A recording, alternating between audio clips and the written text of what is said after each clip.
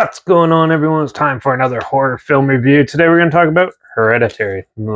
Yeah, it was just by A24, June 8th, 2018. It was produced by Kevin Frakes, Lars Knudsen, and Bidet Patrick.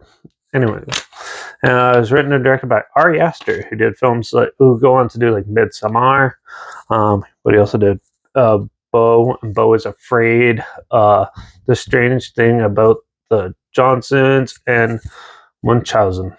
Yeah, it's at a box office earnings of over $82.8 million. It was a big success because most of A24 films are like under like $10 million budgets. So yeah, but yeah, so Hereditary. If you're not sure what this movie's about, well, it starts off as a family drama, and yeah, and there's some untimely deaths in the family. It's really affecting them, and then you think like the mother and them are having like a mental breakdowns and stuff like that, and the family's really disjointed, and a lot of ill fate and darkness and evil gets into the family's psyche, and yeah, weird things start happening, and lo and behold, it's more of a cult situation than what you actually think is happening.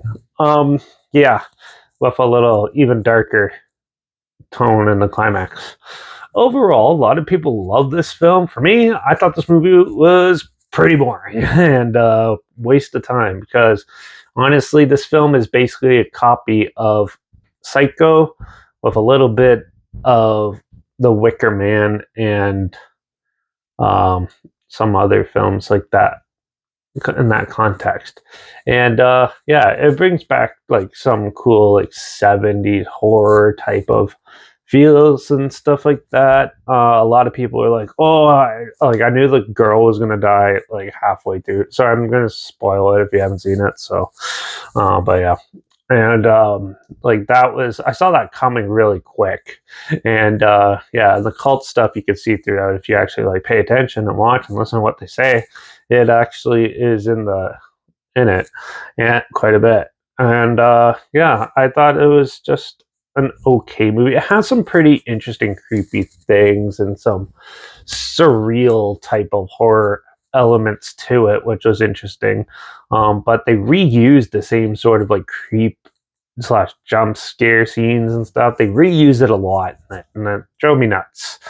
Also, the ending I thought was really funny and silly to say the least. But I like the build up in the second half where to that, and it kind of worked better than the first half of the film for me. But overall, I just wasn't a fan of this movie. It's just not for me, I guess. I've seen it like 6 times, and that's just like every time, just like, eh, it's okay. Like, yeah, the acting's not the greatest in it. There's a lot of pointless characters in this that don't have any meaning for it, especially like the dad who barely does anything.